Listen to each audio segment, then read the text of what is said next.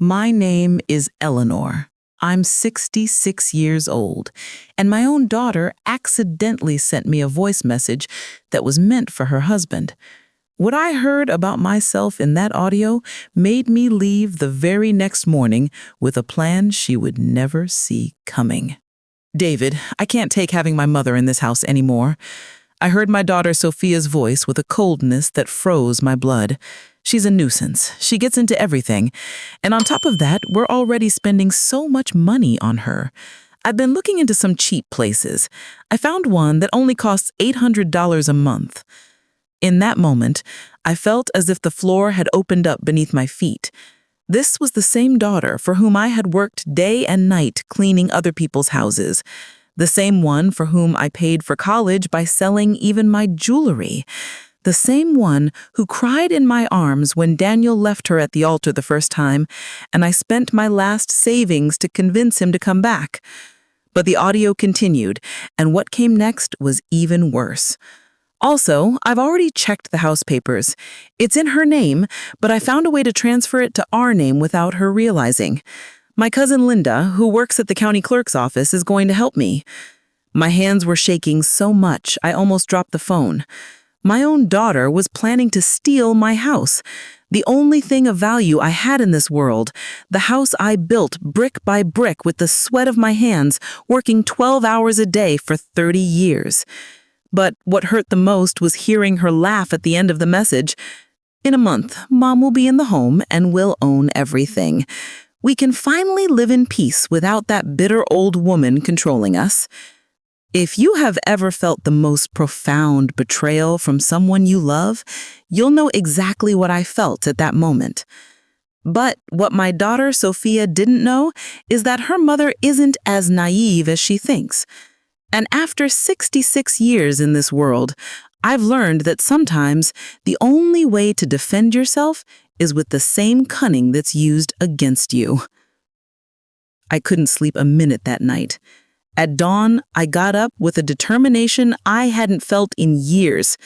I put on my most elegant navy blue suit, gathered all my important documents, and left the house with a smile on my lips and a plan that would change everything forever.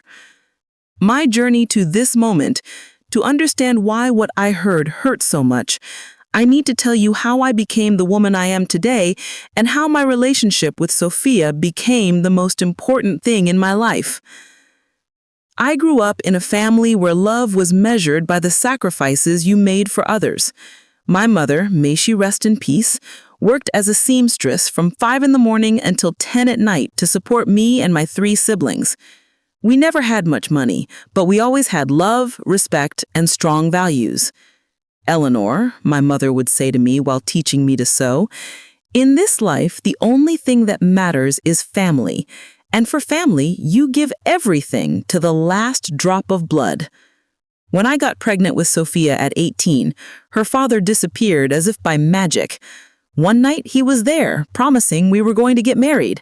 And the next morning, he was gone.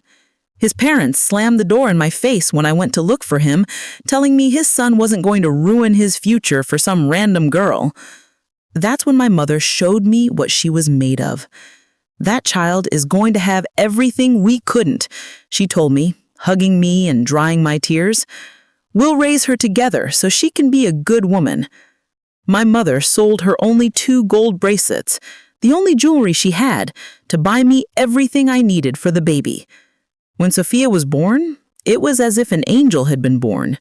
She was the most beautiful baby I had ever seen, with her big eyes and a smile that lit up the whole room. My mother and I took turns caring for her while I worked. I started cleaning houses at 19, earning barely $20 a day, but every cent I earned was for her. I vividly remember the first day I took Sophia to kindergarten. We walked because we didn't have money for the bus, but she wore her uniform perfectly ironed and her shoes shined. The other mothers arrived in fancy cars, dressed in expensive clothes, and I felt small in my patched-up dress and with my calloused hands. But when Sophia kissed me on the cheek and said, "Thank you, Mom, you're the best in the world," I knew it was all worth it. The years passed, and my routine was always the same. Wake up at 4 in the morning, prepare breakfast for Sophia, take her to school, work cleaning 3 different houses until 6 in the evening, pick her up, help her with homework, and put her to bed with a story. On weekends, I did laundry to earn extra money, all so she could have a better life than mine. My mother passed away when Sophia was 8, but before she left, she made me a promise I will never forget. Eleanor, that child is your greatest treasure. Give her an education, give her love, and she will take care of you when you're old. Our family's blood is good. She won't fail you. Those words gave me the strength to keep going, even when the days were so hard that I wanted to give up. When Sophia turned 15, I worked extra days for 6 months to give her the party she deserved. I spent $3,500 on that celebration, money I had been saving to fix our leaky roof. But seeing the look on her face that night, watching her shine in her golden dress as she danced, was priceless. "Mom, I don't know how you give me so much when you have almost nothing," she told me that night while hugging me. "When I grow up, I'm going to give you all this back to you, multiplied by 1,000. Throughout high school, Sophia was an exemplary student. She had the best grades in her class, participated in school plays, and all the teachers told me she had a bright future ahead of her. But keeping up with those studies wasn't cheap.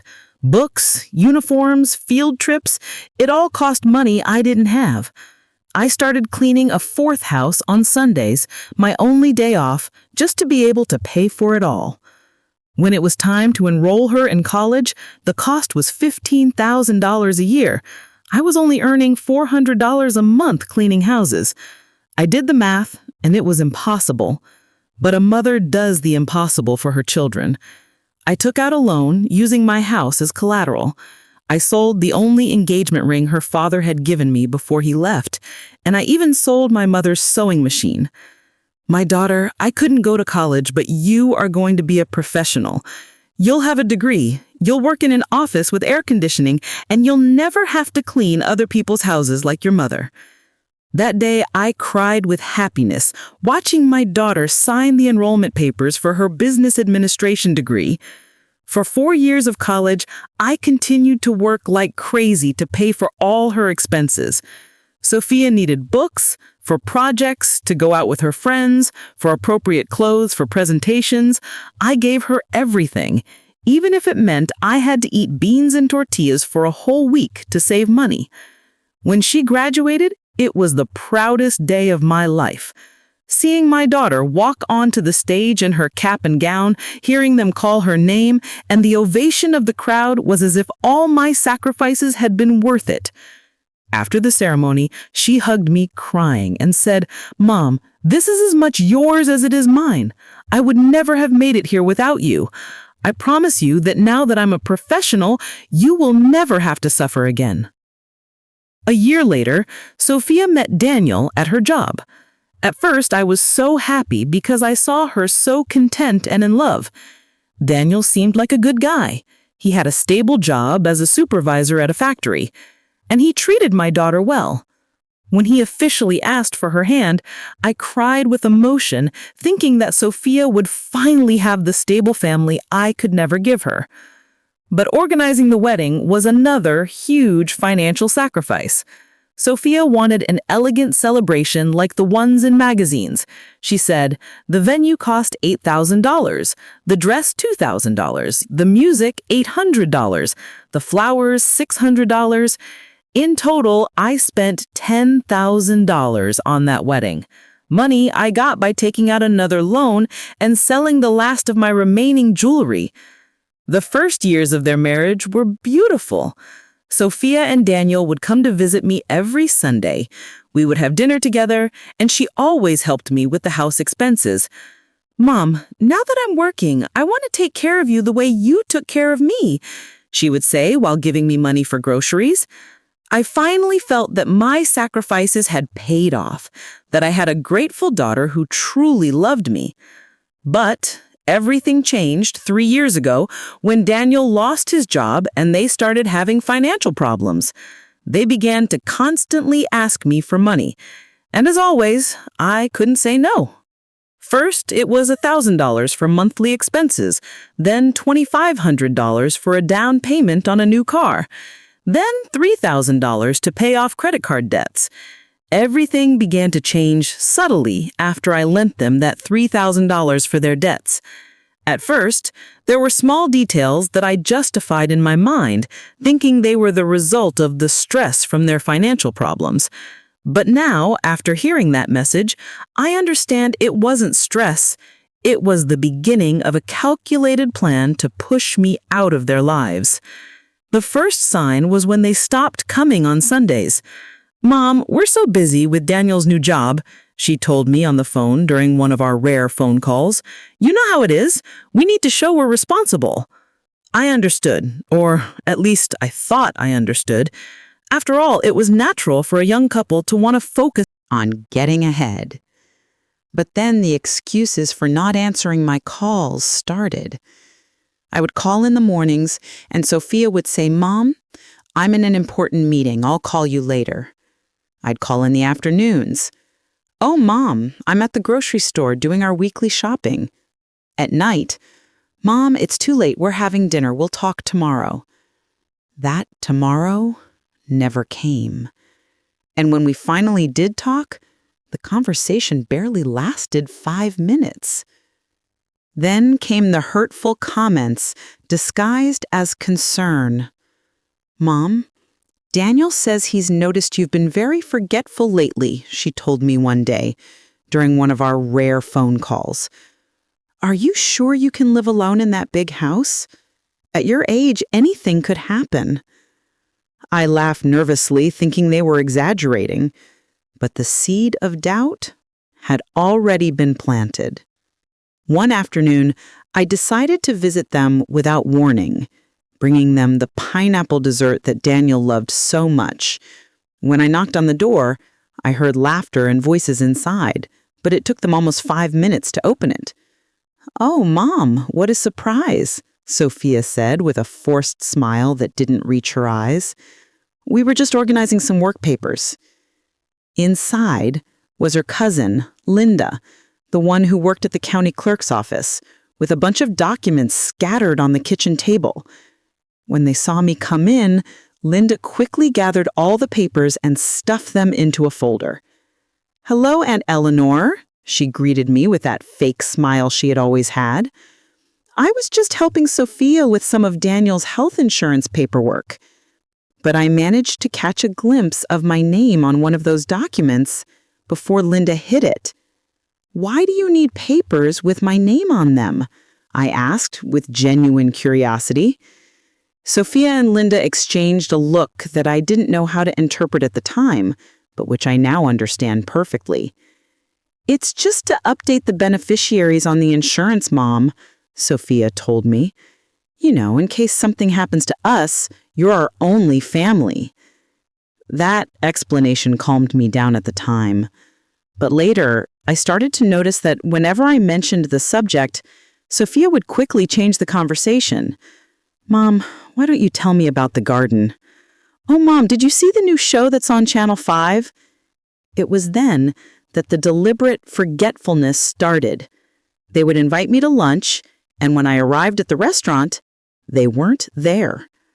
"Oh, Mom, we forgot to tell you we had to cancel. Daniel had a work emergency." This happened 3 times in 2 months. The 4th time it happened, I was left sitting alone in that restaurant for an hour, feeling like a fool, while other families all around me enjoyed their meals together. They also started excluding me from important family events.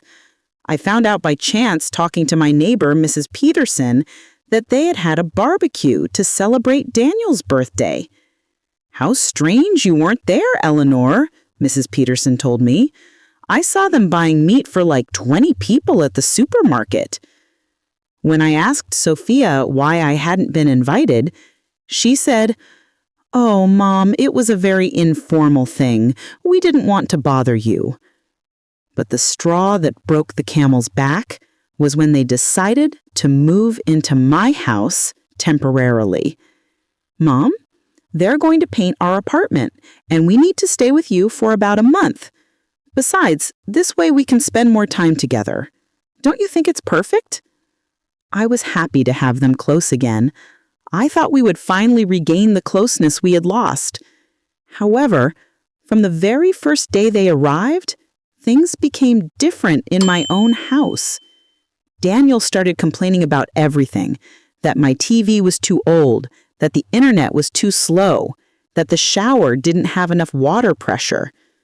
Eleanor, this house needs a lot of repairs. At your age, maintaining such a big property must be very difficult, he would say. Sophia started reorganizing my things without asking. Mom, these plates are too old. I'm going to replace them with new ones. And these clothes you have in the closet are so out of style. We should just donate them. Little by little, my house stopped feeling like my house. It was as if I were a guest in my own home. Then the quiet conversation started, which would stop when I walked into the room. I would see them talking in the kitchen, and when I appeared, they would immediately change the topic to something trivial like the weather or the news. What were you talking about? I would ask them. Nothing important, Mom, Sophia would reply. Just about the house expenses. One night, I heard Daniel talking on the phone on the patio. Yeah, we're already living here. No, she doesn't suspect a thing. Linda says she can have all the papers ready in 2 more weeks. When I went out to ask him who he was talking to, he said it was his boss about a work project. They also started subtly controlling my finances. Mom, let me help you with the electric and water bills. You're too old to be worrying about these things. At first, I thought it was a kind gesture, but then I realized she was going through all my bank statements. Mom, why do you need so much cash? She would ask me when she saw I had withdrawn $200 from my personal expenses. The most painful thing was seeing how they talked about me when they thought I wasn't listening. One afternoon, I was trimming the plants in the garden when I heard Daniel tell someone on the phone, "My mother-in-law is getting harder to handle. She's becoming very stubborn with age." Sophia laughed in the background and added, "It's true. Lately she forgets things and gets very difficult when we try to help her." But what really made me open my eyes was when they started making comments about my mental health in front of other people. My friend of many years, Mrs. Henderson, came to visit, and Sophia told her, "Oh, Jennifer, my mom has been so confused lately. Yesterday she wanted to go for a walk at 10 at night because she thought it was morning." That was a complete lie. I had never done such a thing, but I saw how Jennifer looked at me with pity and concern. "Oh, Eleanor, it's a good thing you have Sophia to take care of you." In that moment, I felt a deep anger, but also an immense sadness, realizing that my own daughter was creating a false narrative about my mental state. Strange visitors started arriving at my house. Doctors who were supposedly there to check my blood pressure, social workers who wanted to evaluate my living conditions, and even a man who introduced himself as a geriatric care specialist. They all came when Sophia scheduled them, but they never asked me if I wanted those visits. During one of those evaluations, I heard the doctor talking with Sophia in the living room. "Ma'am, your mother seems to be physically fine, but I'm going to note in the report that she shows signs of mild age-related confusion."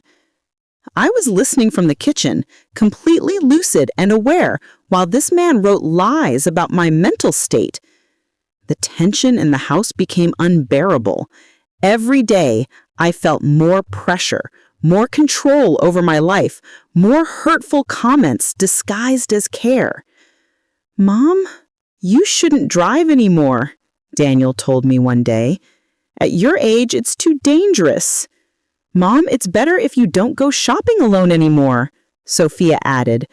"We can do it for you." Little by little, they were taking away my independence, my autonomy, my dignity, and the most painful part was that they did it with a smile on their faces, telling me that it was all for my own good, that they loved me so much and only wanted to take care of me. The day everything changed. The moment that changed everything forever came that Tuesday afternoon when my world fell apart with a simple technological error that revealed the cruelest truth I had experienced in my 66 years. That day had been particularly difficult. Sophia and Daniel had left early, saying they were going to take care of some work matters, but I knew something was wrong. I had seen them talking in whispers all morning, and when I asked what was going on, they responded with those fake smiles I had already learned to recognize. "It's nothing, Mom," Sophia would say. "Just boring stuff about Daniel's job." I was left alone in the house, feeling that pressure in my chest that had been growing for the past few weeks. The house that used to be my refuge now felt like a prison. Everything had changed since they had come to stay temporarily. My routines, my spaces, even my way of living had been altered to accommodate their needs and their secret plans. Around 3 o'clock in the afternoon, I was making chamomile tea to calm my nerves when I heard the notification sound on my phone. It was a voice message from Sophia.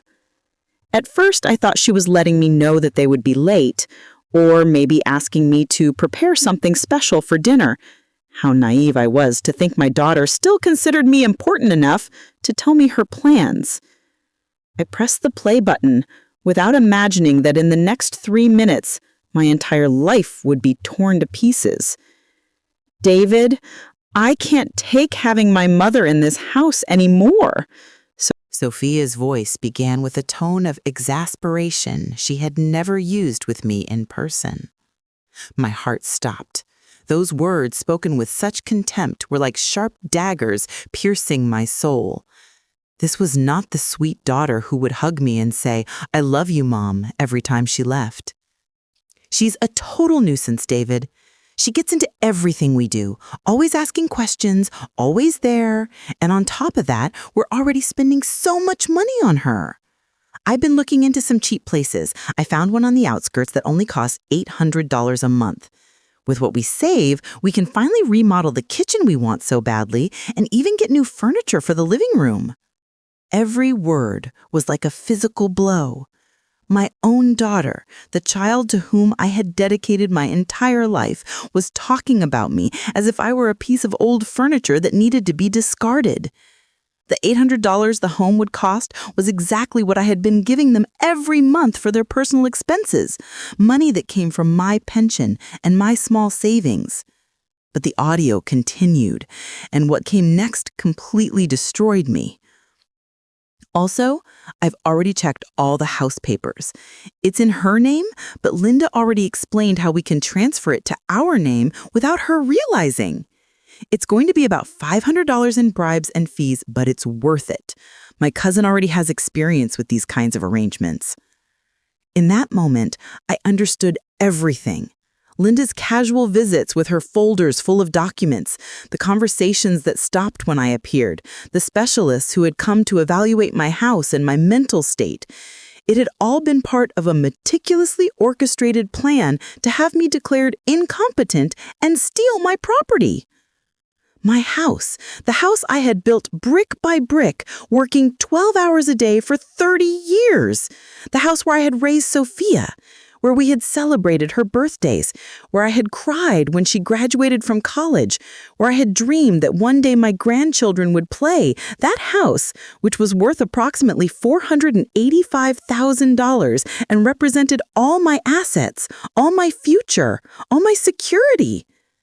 I already spoke with the director of the St. Mary's Home, Sophia's voice continued with a coldness that chilled me to the bone. I explained the situation. I told him that my mother has early-stage dementia and that it's dangerous for her to live alone. He was very understanding. He says they see cases like this all the time.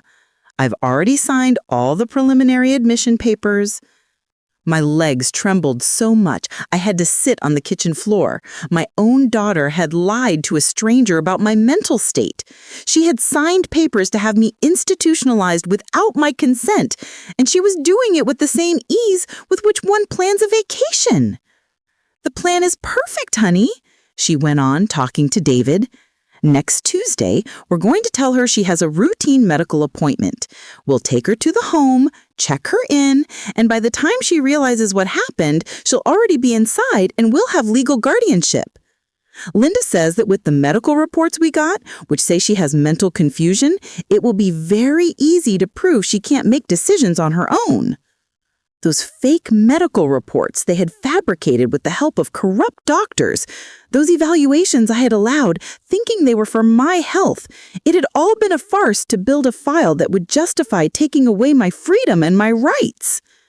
David could be heard in the background laughing and adding comments that I couldn't understand clearly, but his tone of approval was evident.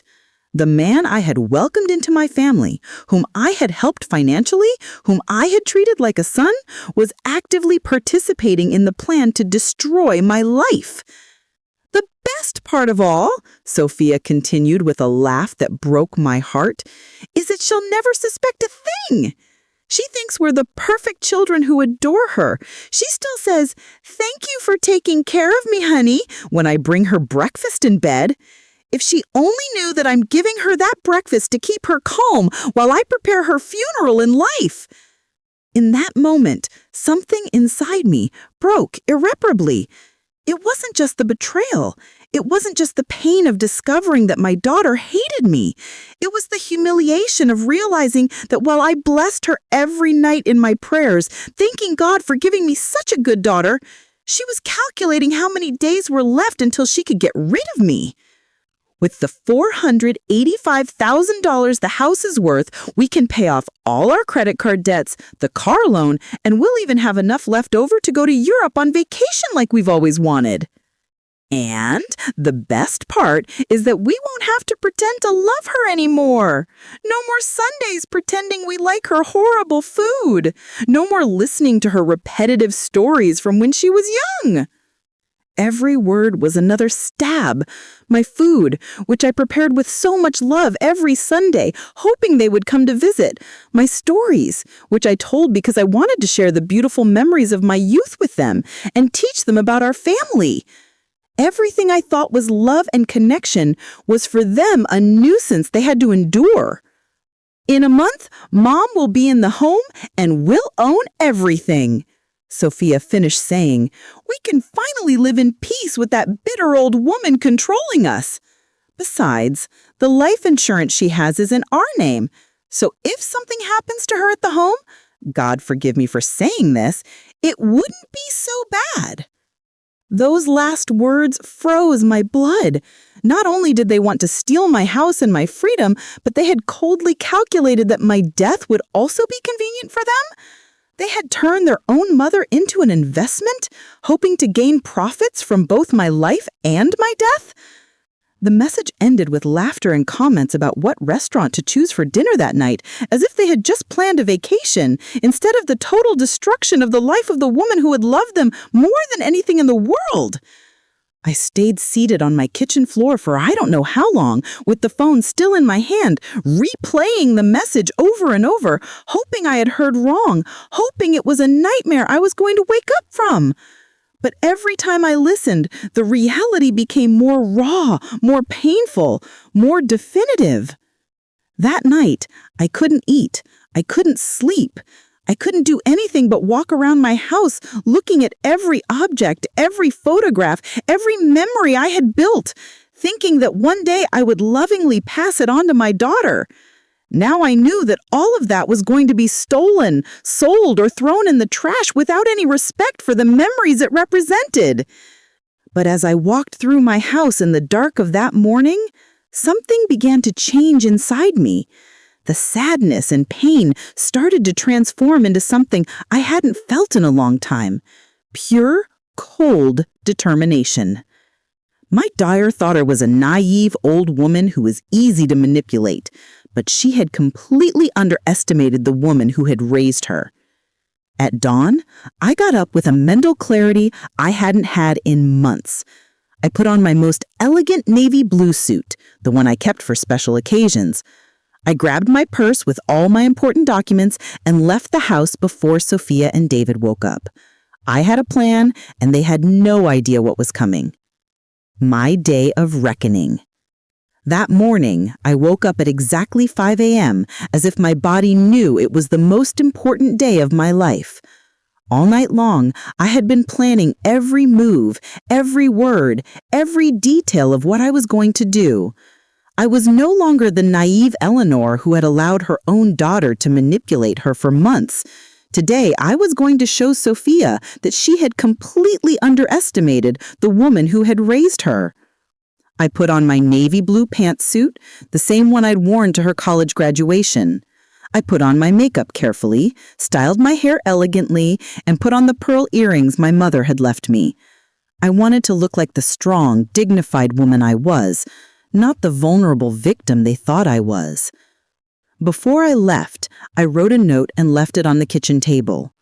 Left early to take care of some personal matters. Will be back in the afternoon. Love, Mom.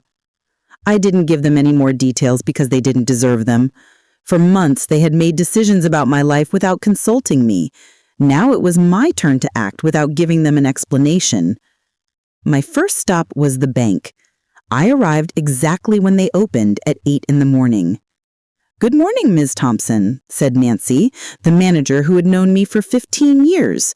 "How can we help you today?" "Nancy, I need to review all the transactions in my account for the last 6 months, and I want to change all my beneficiaries. I also need you to explain to me if anyone has tried to access information about my accounts without my authorization."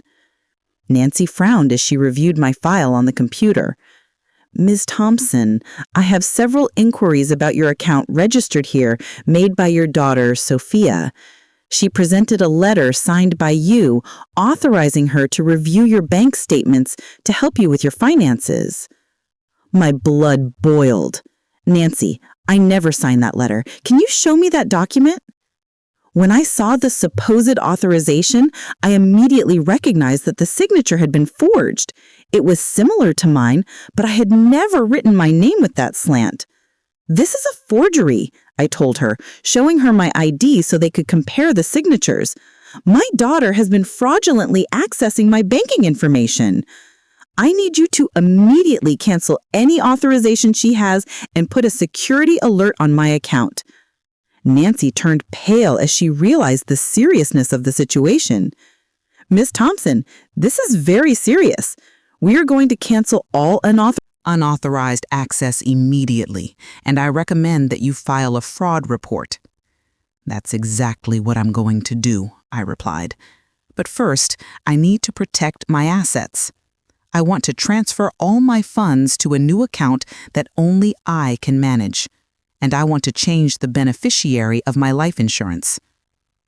For the next hour, Nancy helped me secure all my finances. I transferred my $8,750 in savings to a completely new account. I changed all the passwords and named a charitable foundation for abandoned seniors as the beneficiary of my life insurance. Sophia was no longer going to see a single cent of my money. My second stop was the county clerk's office, where Linda, Sophia's accomplice cousin, worked. I arrived without warning with a small recorder hidden in my purse. "Good morning, Linda," I said with a sweet smile. "I've come to check the status of my property. My daughter told me you had been helping her with some paperwork." Linda immediately became nervous. "Oh, Aunt Eleanor, what are you doing here? Sophia didn't tell me you were coming." Her hands trembled as she tried to quickly close some documents she had on her desk. "Don't worry, Linda," I said, maintaining my casual tone. "I just want to better understand this insurance paperwork my daughter is doing. Could you explain exactly what documents you need with my name on them?" Linda started to sweat. "Well, Aunt, it's just routine updates for the registry." Her voice cracked when she realized I knew more than I was letting on. "Linda," I said, leaning forward, I know exactly what you and my daughter have been planning. I know about the fake documents, I know about the plan to take my house, and I know you've been helping her forge papers using your position here. I showed her my phone with the audio I had recorded the day before. I have proof of everything. Linda slumped in her chair. Aunt Eleanor, I didn't want to do it, but Sophia told me that you couldn't take care of yourself anymore, that it was for your own good. It was for money, Linda. Don't pretend it was for your own good, I told her firmly. Now, you have two options. Either you help me reverse everything you've done, or I go straight to your boss and show them the evidence that you've been forging official documents. Linda started to cry. Please, Aunt, I can't lose my job. I have 3 kids to support. Between tears, she explained the entire process to me. How they had forged my signature on several documents, how they had created fake medical reports, and how they planned to use all that to have me declared incompetent and transfer my property. All right, Linda, I said after she had confessed everything, you're going to help me fix this, and then you're going to look for another job. But if you help me now, I won't press criminal charges against you. Over the next 2 hours, Linda helped me invalidate all the fraudulent documents they had created. She also gave me copies of everything as evidence, including the fake medical reports and the property transfer documents they had prepared. My third stop was with Attorney Harrison Mitchell, the most respected lawyer in the city. Attorney Mitchell, I said, showing him all the evidence I had collected, I need your help to stop a fraud and protect my rights. Attorney Mitchell reviewed all the documents with professional attention. Miss Thompson, this is a very serious case of family fraud. We have more than enough evidence to press criminal charges. But tell me, what exactly do you want to achieve? I want justice, attorney. But most of all, I want my daughter to learn that actions have consequences. For 66 years, I have been too good, too generous, too understanding. It's time for someone to defend me, even if I have to do it myself. The attorney smiled with admiration. Miss Thompson, we are going to prepare a legal strategy that protects all your rights and sends a very clear message about the consequences of trying to defraud a senior citizen. For the next few hours, we prepared a civil lawsuit for fraud, falsification of documents, and attempted illegal appropriation. We also prepared a criminal complaint against Sophia, David, and Linda. The attorney explained that I had a solid case and that it was very likely I would recover all the damages caused. By the end of the afternoon, I returned home feeling completely different. I was no longer the vulnerable victim who had left that morning. I was a woman who had taken full control of her life and was ready to face the consequences of years of allowing others to abuse her kindness. When I arrived, Sophia and David were in the living room watching television, acting as if nothing had happened. "Hi, Mom," Sophia said with that fake smile that I had already learned to recognize. "How did your errands go?" "Very well, honey," I replied calmly. "I took care of exactly what I needed to." I sat in my favorite armchair and looked at them intently. "By the way, some people are coming to visit us tomorrow. I hope you're here to receive them." "What people, Mom?" David asked with curiosity. "Oh, you'll see," I told them with a mysterious smile. "They are people who are going to help us clarify some important things about our family's future." That night, we had dinner in silence. I knew exactly what was going to happen the next day, but they had no idea of the storm that was coming. For the first time in months, I slept soundly with the peace of mind that justice was on its way. The moment of truth. The next day, at exactly 10 a.m., the doorbell rang. "I'll get it," I said, getting up quickly before Sophia or David could move. At the door were Attorney Harrison Mitchell, 2 police officers, and a public notary. "Good morning, Miss Thompson," the attorney said. "We've come to execute the orders we discussed yesterday." Sophia and David got up from the sofa with looks of complete confusion. "Mom, what's going on? Who are these people?" "Sit down," I told them with an authority they had never heard in my voice. "It's time for you to know the truth." Attorney Mitchell cleared his throat and began to speak. "Miss Sophia and Mr. David, I am here on behalf of Miss Eleanor to inform you that we have discovered irrefutable evidence of fraud, falsification of documents, and conspiracy to commit illegal appropriation against her." Sophia and David's faces turned completely white. "What are you talking about?" Sophia stammered. "We would never do anything like that." "Sophia," I said, taking out my phone, "do you want me to play for everyone the voice message you accidentally sent me yesterday?" In that moment, I saw all the blood drain from my daughter's face. Her eyes filled with pure panic as she realized that her perfect plan had been discovered because of her own neglect. The moment of truth had arrived, and there was no turning back. The silence in my living room was deafening. Sophia and David were petrified, staring at me as if they had seen a ghost. For all these months, they had believed they had total control of the situation, that I was a helpless old woman they could manipulate at will. Now they realized that they had completely underestimated the woman who had raised them.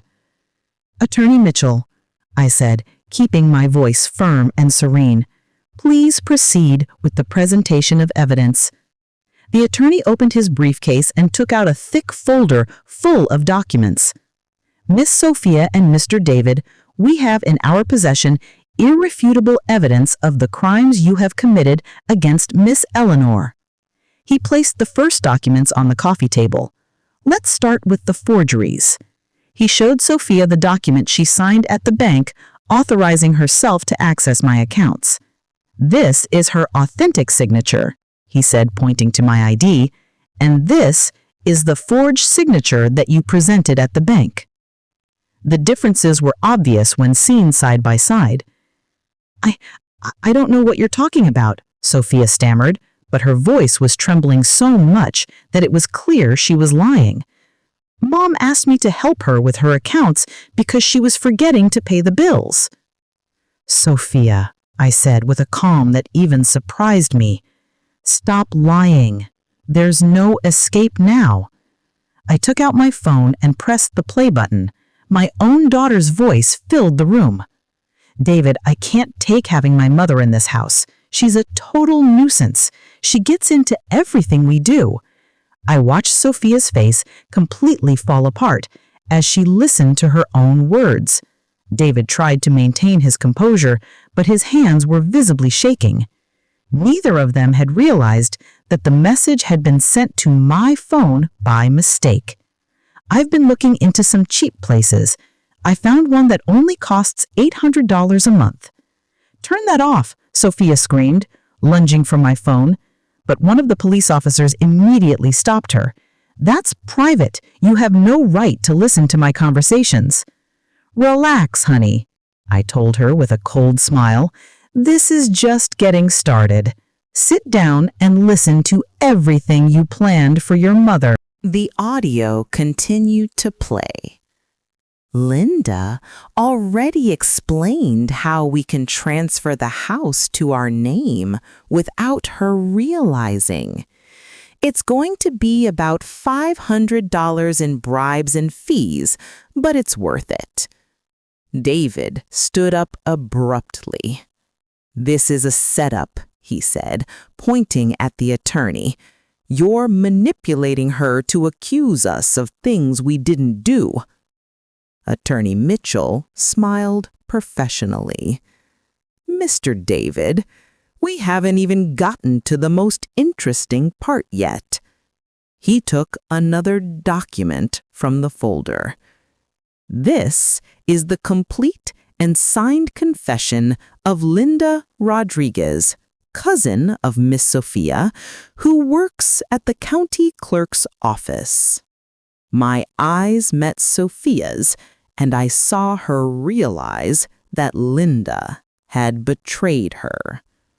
In this confession, the attorney continued, Linda details exactly how you pressured her to forge official documents, how you created fraudulent medical reports, and how you plan to use these documents to declare her mentally incompetent. Linda is a liar, Sophia screamed desperately. She made all that up to save her own skin. Oh, really, honey? I asked, taking out my small recorder, because I also have the complete conversation I had with Linda yesterday in her office recorded. I pressed the play button, and Linda's voice, confessing everything in tears, filled the room. Sophia told me that you couldn't take care of yourself anymore. She showed me how to forge your signature. She promised me she would pay me $2,000 once she had the house. David sank into the sofa with his hands on his head. This is a nightmare, he mumbled. Everything got out of control. No, David, I said firmly. This is justice. What was a nightmare was living in my own house, feeling like a prisoner, listening to you talk about me as if I were a nuisance, watching you plan to steal everything I've worked for in my life. The attorney continued with the presentation of evidence. We also have the fraudulent medical reports that you commissioned. He showed the documents where corrupt doctors had written that I had senile dementia and was incapable of making decisions for myself. Miss Eleanor voluntarily underwent a full psychological evaluation yesterday, conducted by Dr. Raymond Clark, a geriatric specialist at General Hospital. He pulled out the official report. The results show that Miss Eleanor is in perfect mental condition, with a clarity and reasoning ability superior to the average for her age. This proves that all the previous reports were fabricated. Sophia started to cry, but they weren't tears of repentance, but of desperation at seeing her plan completely fall apart. Mom, please, she pleaded with me. We just wanted to take care of you. We thought it would be better for you to be in a place where they would attend to you professionally. Take care of me? I asked with a bitter laugh. By stealing my house? Lying about my mental health? Planning to institutionalize me against my will? I stood up and walked toward her. Honey, in that message, you also said you hoped I would die soon so you could collect my life insurance. I never said that, Sophia screamed. I replayed that specific part of the audio. Besides, the life insurance she has is in our name, so if something happens to her at the home, God forgive me for saying this, it wouldn't be so bad. The silence that followed was devastating. Even the police officers exchanged looks of disgust upon hearing a daughter talk about her mother's death as a financial opportunity. But there's more, the attorney said, taking out another folder. We also discovered that for the last 6 months, Miss Sophia has been withdrawing money from her mother's accounts without authorization using fraudulently obtained information. He showed the bank statements where withdrawals ranging from $500 to $1,500 were seen, all made by Sophia.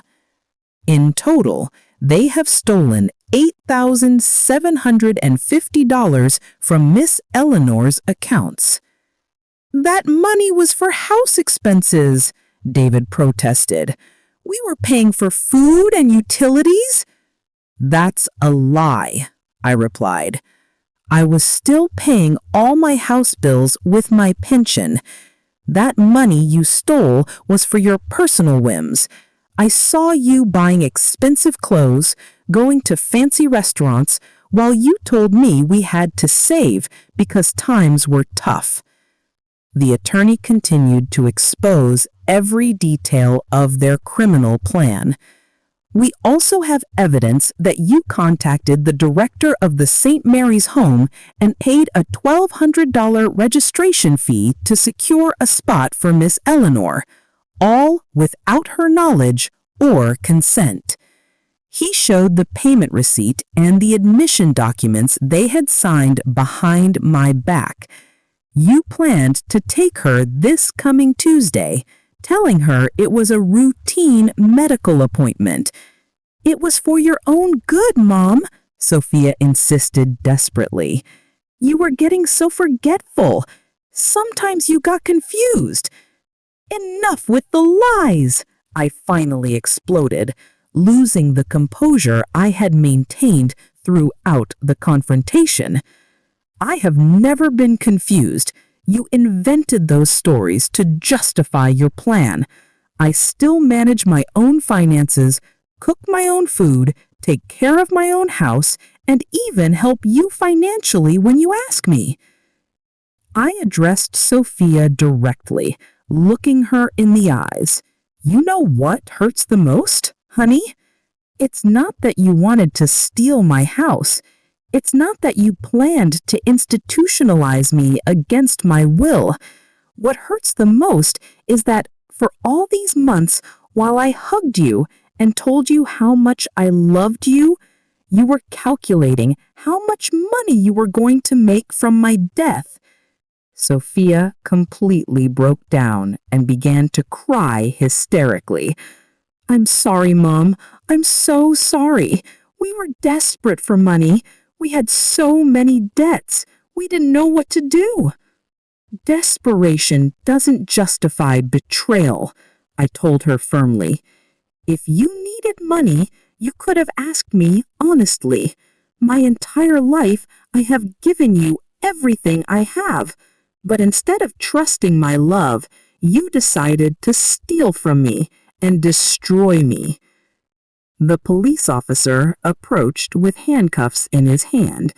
"Ms. Thompson, do you wish to proceed with the arrests?"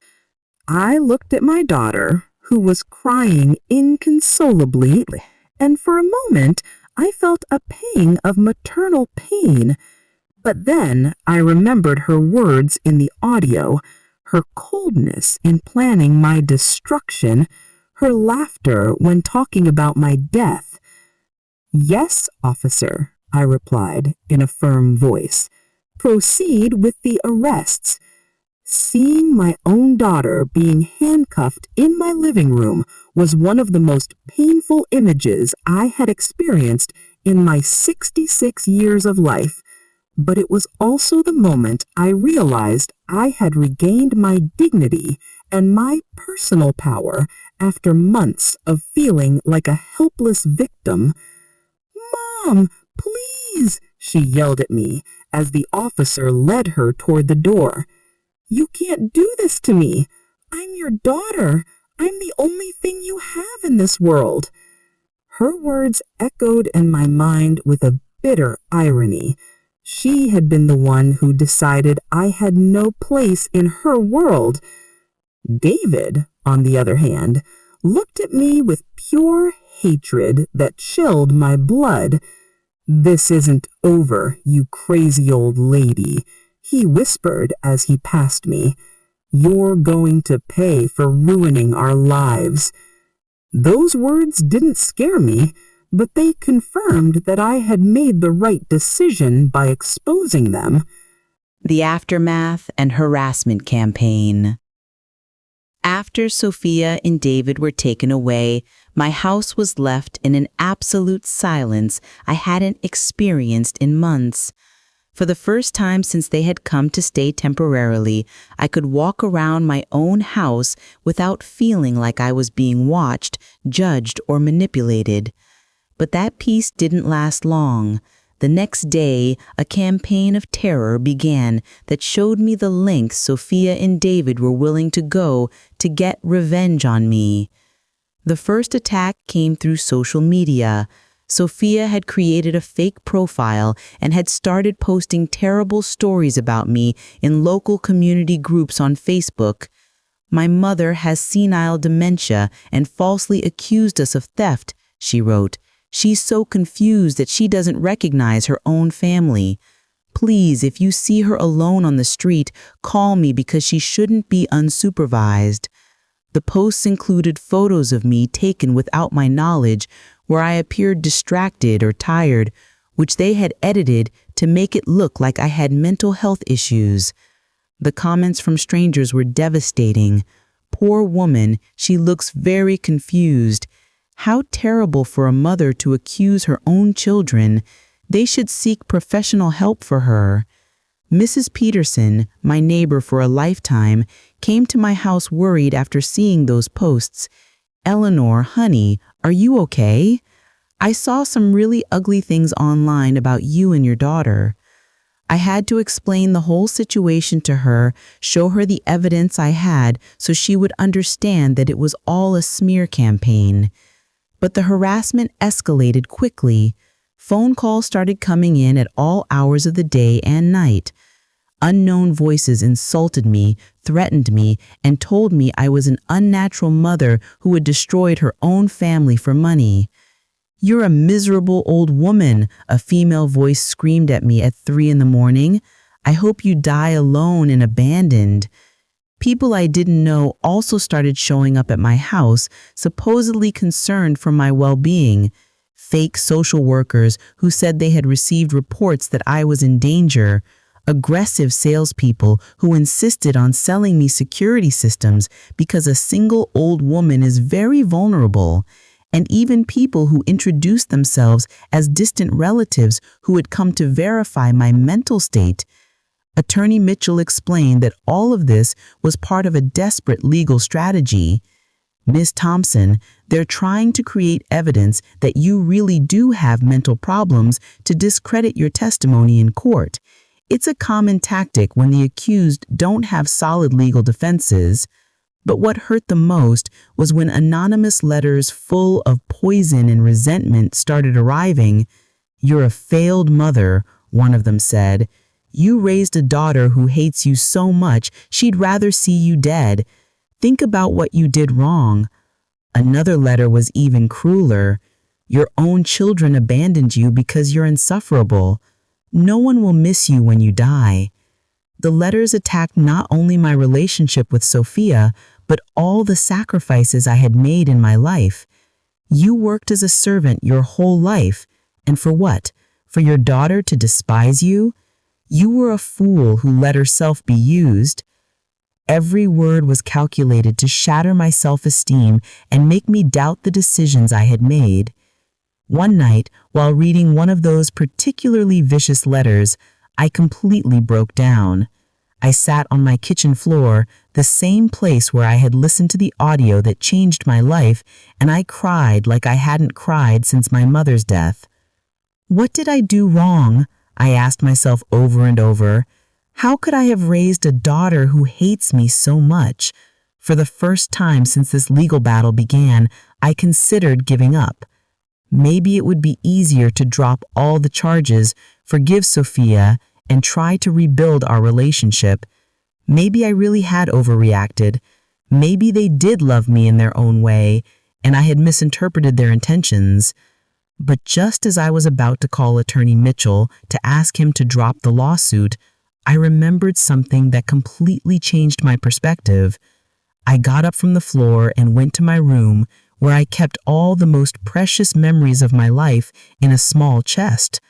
I searched until I found what I needed, a letter my mother had written to me shortly before she died when Sophia was 8 years old.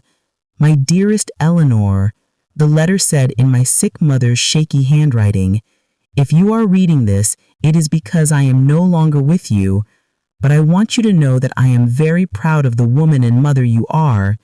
You raised Sophia with so much love and dedication that I am sure she will be a good woman who will honor you for life."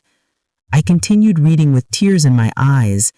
But if things ever get difficult, if someone tries to hurt you or take advantage of your good heart, remember that you are stronger than you think. Don't allow anyone, not even your own daughter, to trample on your dignity.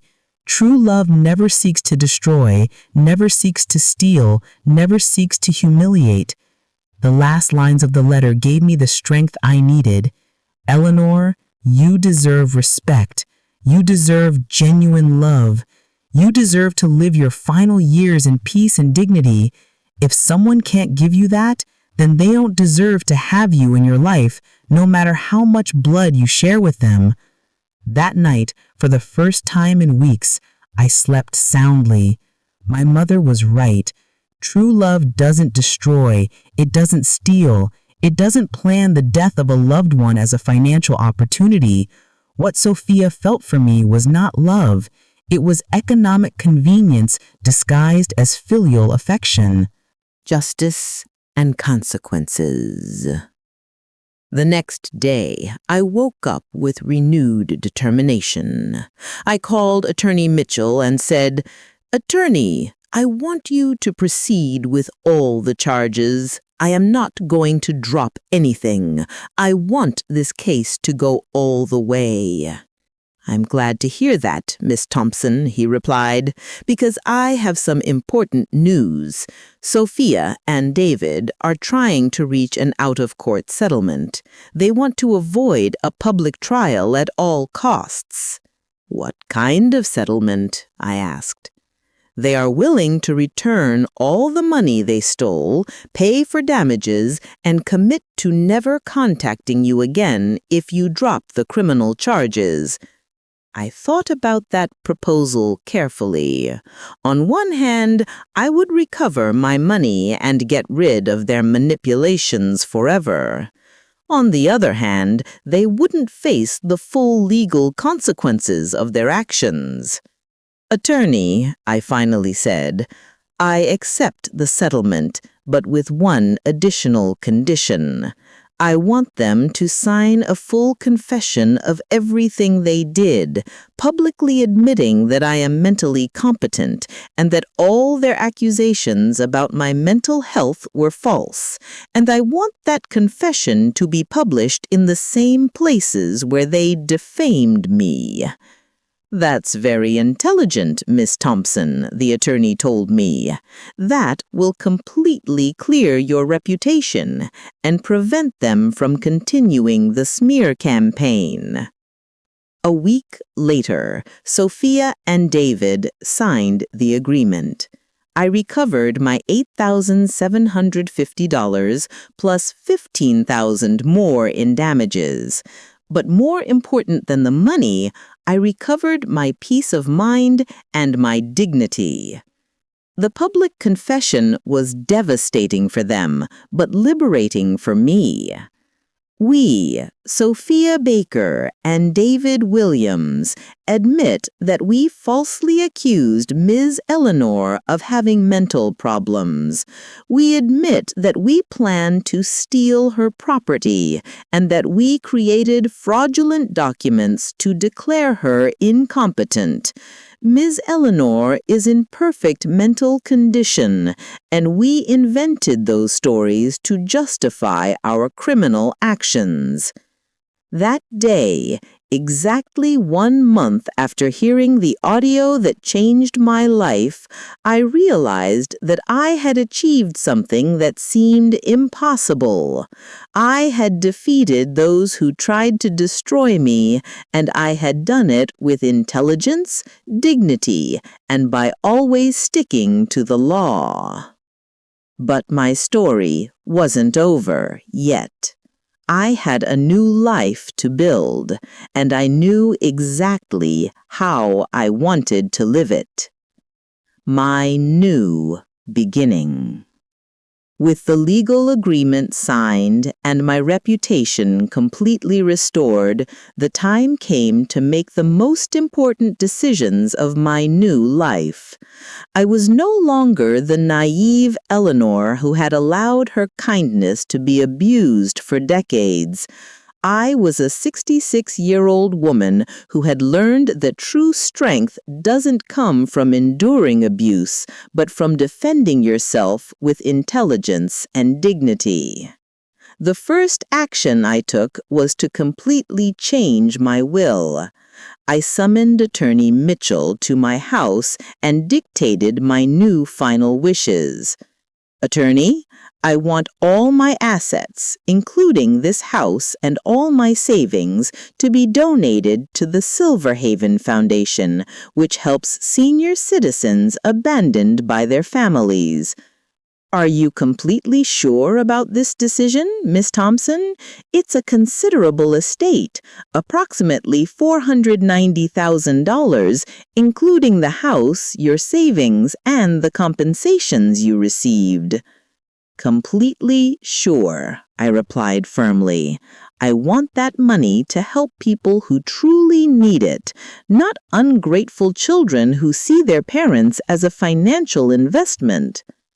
I also stipulated that if Sophia tried to contest the will, she would automatically lose any right to receive even a penny. My second decision was to move. I no longer wanted to live in the house where I had been betrayed, where I had heard my own daughter plan my destruction. Attorney, I want to sell this property and buy something smaller, more in line with my current needs. In 3 weeks, I found the perfect place, a beautiful apartment in a residential complex for active seniors with gardens, recreation areas, and a community of people my age who valued independence and dignity. The apartment cost me $85,000, and with the $95,000 I had left from the sale, plus the legal compensations, I had enough money to live comfortably for the rest of my life. But my most satisfying revenge was completely legal and absolutely devastating for Sophia and David. It turns out that during my investigation with the attorney, we discovered that they had lied on their tax returns for the past 3 years. They had reported much lower incomes than their real ones to pay less in taxes, but at the same time, they had been living a lifestyle that didn't match those reported incomes. Miss Thompson, the attorney told me with a smile, I have information that might interest the IRS. He showed me evidence that David had been working unreported side jobs and that Sophia had been selling products online without declaring those earnings. Attorney, as a responsible citizen, I believe it is my duty to report any tax evasion I am aware of. After all, we all must contribute fairly to the country's upkeep. A week later, the IRS initiated a full audit of David and Sophia. They discovered that they owed $22,000 in back taxes, plus penalties and interest that brought the total debt to $35,000. Since they didn't have that money available, they had to sell their car, pawn their jewelry, and take out high-interest loans to avoid going to jail for tax evasion. My third revenge was professional.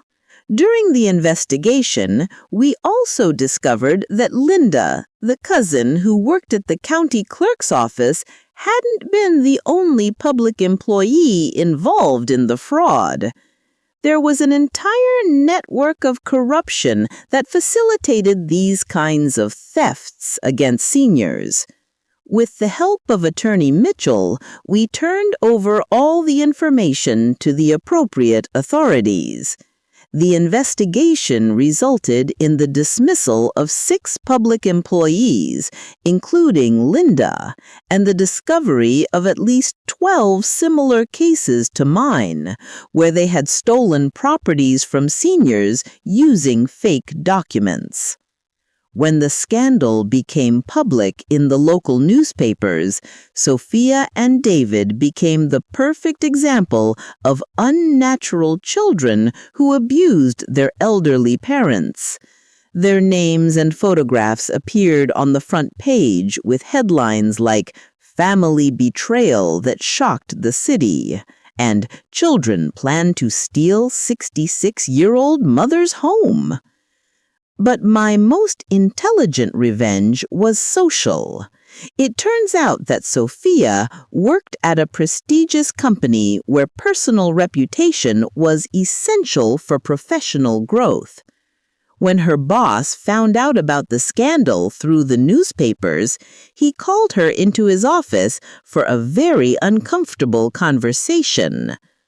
"We cannot have employees involved in family fraud scandals.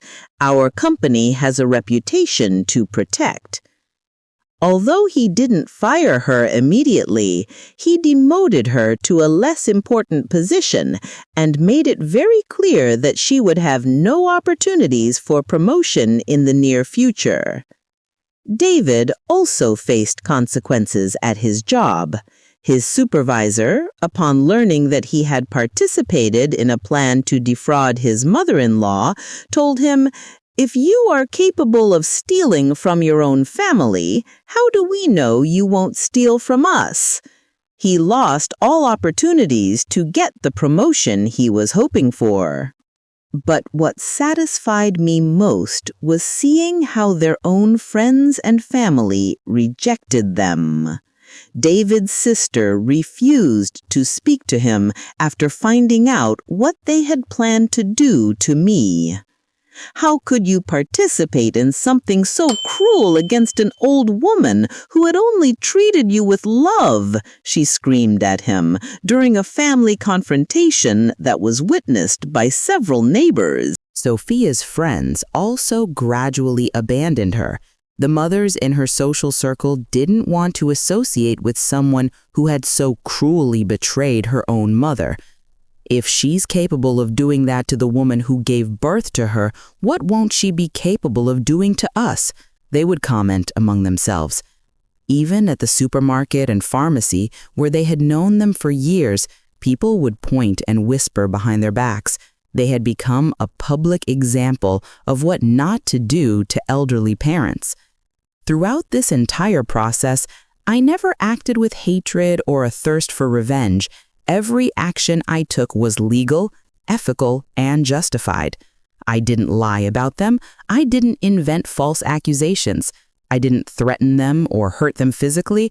I simply allowed the natural consequences of their own actions to run their course. Final encounter and new life. 6 months after the day I heard that fateful audio, I ran into Sophia at the mall. She looked haggard, tired, and much older than her 35 years. When she saw me, she approached with tears in her eyes. "Mom," she said in a broken voice, "please forgive me. I understand you're angry, but we've already paid the price. We lost everything. Our credit is ruined. David lost his promotion. I had to take a job with a lower salary. Don't you think that's punishment enough?" I looked her directly in the eyes, without hatred, but without weakness. "Sophia, I didn't punish you. The consequences of your actions punished you. You decided to plan my destruction. I just decided to defend myself." "But we're family," she pleaded. "Blood is blood, Mom. You can't abandon your only daughter." Blood doesn't give you the right to mistreat, steal from, or plan someone's death. For 35 years, I was your unconditional mother. For 3 months, you were my calculating executioner. You can't ask me to forget that just because you're now facing the consequences. "So you're not going to forgive me?" she asked, crying. "I already forgave you, Sophia," I told her honestly.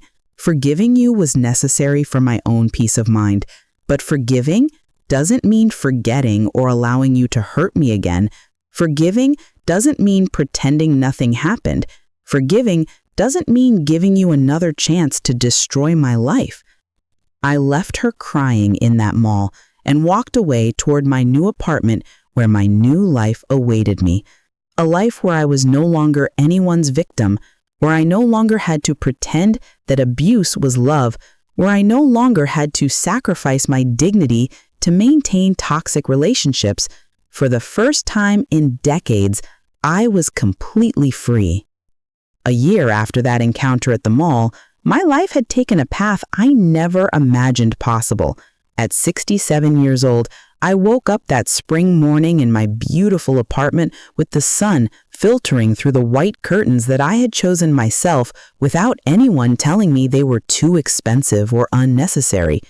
I made my coffee in the small but perfect kitchen for my needs, and I sat on my balcony to contemplate the gardens of the residential complex. In the distance, I could see other residents doing their morning exercises, tending to plants, or simply enjoying the tranquility. We were all seniors who had decided to live our final years with dignity and independence. "Good morning, Eleanor," greeted my neighbor, Ruth, a 72-year-old woman who had become my best friend. "Ready for our dance class today?" I smiled, remembering how I had started taking dance classes at 67, something I never thought I would do. "More than ready, Ruth. These old bones still have a lot to give." During this year, I had discovered a version of myself that had been dormant for decades.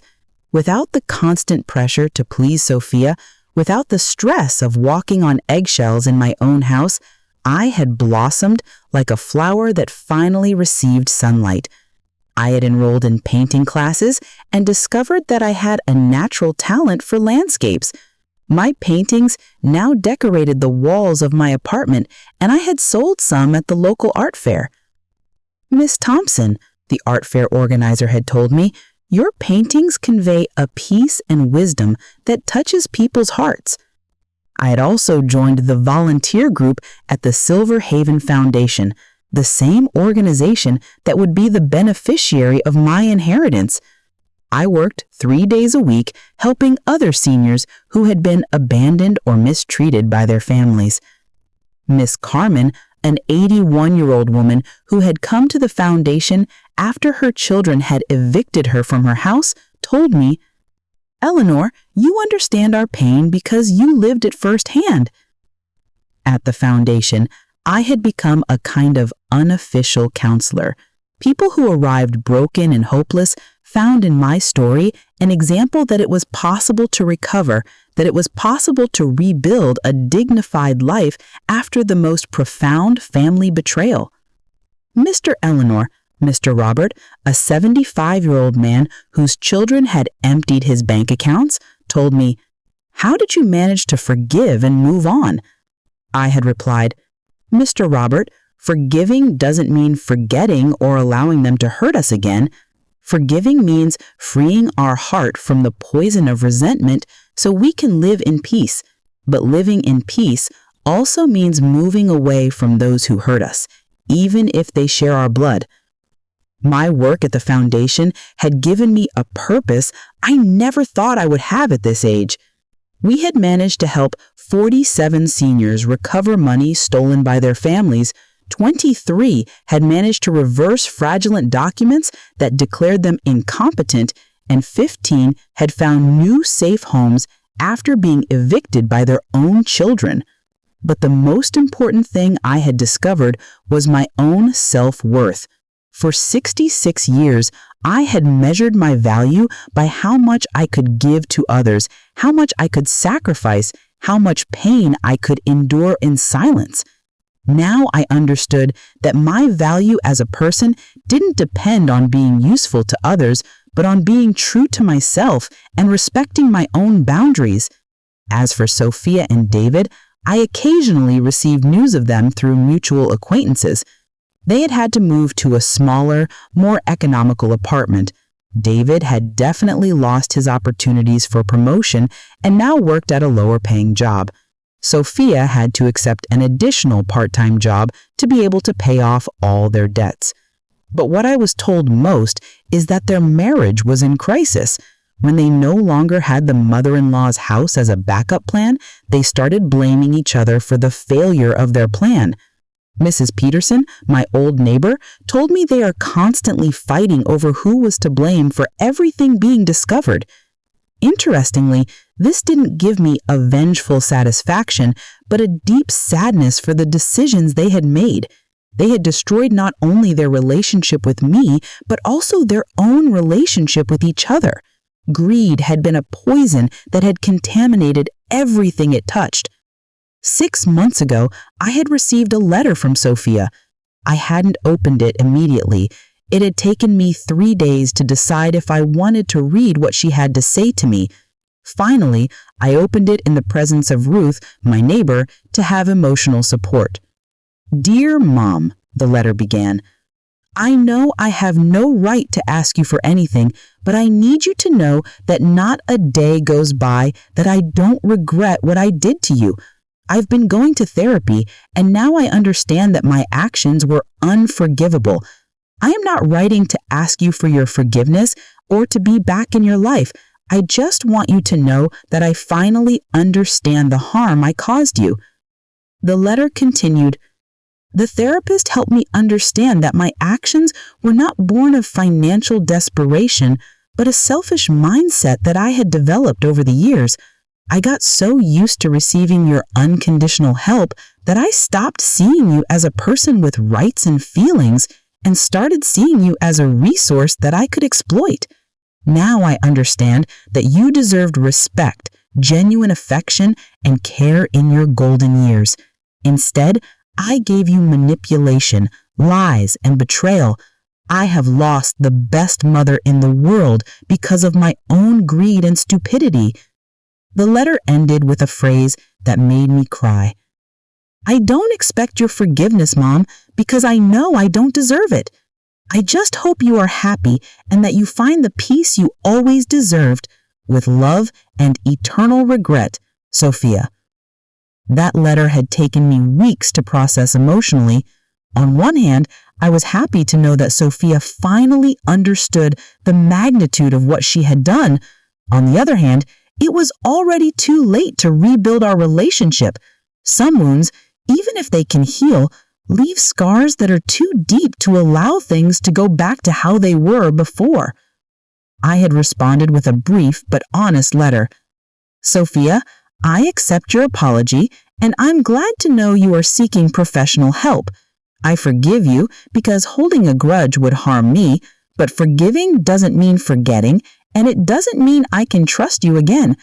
I wish you the best in your life, but my life is now at peace without you. With affection, but without a way back, your mother." On the quiet nights in my new home, I often reflected on the lessons this experience had taught me.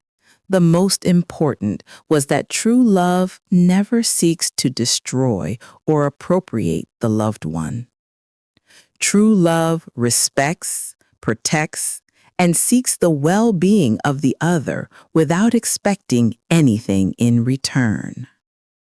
I had also learned that setting boundaries is not cruelty, but emotional survival. For decades, I had confused extreme sacrifice with maternal love, when in reality, I had been teaching Sophia that she could mistreat me without consequences. Sometimes I had told the women in the foundation support group, the greatest inheritance we can leave our children is not money or property, but the example that all people, including their mothers, deserve respect and dignity. That spring morning, as I finished my coffee on the balcony, I received a call from Attorney Mitchell. "Miss Thompson, I have some news that might interest you. I've just been contacted because 3 other cases similar to yours have come to light. The affected families want you to share your experience on how to deal with these kinds of situations. Of course, attorney, I replied without hesitation. If my story can help other people defend themselves, I am completely willing to share it. That afternoon, as I painted a mountain landscape on my easel, I reflected on the incredible journey I had been on for the past 18 months. I had started as a silent victim and had become an empowered survivor who now helped others find their own strength. My phone rang, interrupting my thoughts. It was Ruth, inviting me to dinner at the new restaurant downtown. "Eleanor, let's go celebrate life," she said with her contagious enthusiasm. As I got ready to go out, I looked at myself in the mirror and saw a completely different woman than the one I had been a year and a half ago. My eyes shone with a confidence I had never had before. My posture was upright and proud, and my smile was genuine and free of emotional burdens. "Eleanor," I said to myself in the mirror, "at 67 years old, you finally learned that your life belongs only to you and that you deserve to live it with dignity, joy, and peace." That night, having dinner with my new chosen family instead of my toxic biological family, we toasted to new beginnings, to the wisdom that comes with age, and to the courage to defend what is right regardless of the consequences. And as I raised my glass of wine, I thought of all the women who at that moment were suffering from the mistreatment of their own families, believing they had no options, that they had to endure abuse for the sake of family love. If my story could reach just one of those women and give her the courage to defend herself, then everything I had gone through would have been worth it. Because sometimes the greatest inheritance we can receive is not money or property, but the courage to be true to ourselves and the knowledge that it is never too late to write a new chapter in our lives. It is never too late to choose dignity over convenience, truth over false peace, and self-love over destructive sacrifice. And it is never, ever too late to be free. If you enjoyed this story, don't forget to like the video, subscribe to the channel, and hit the bell so you never miss the next one.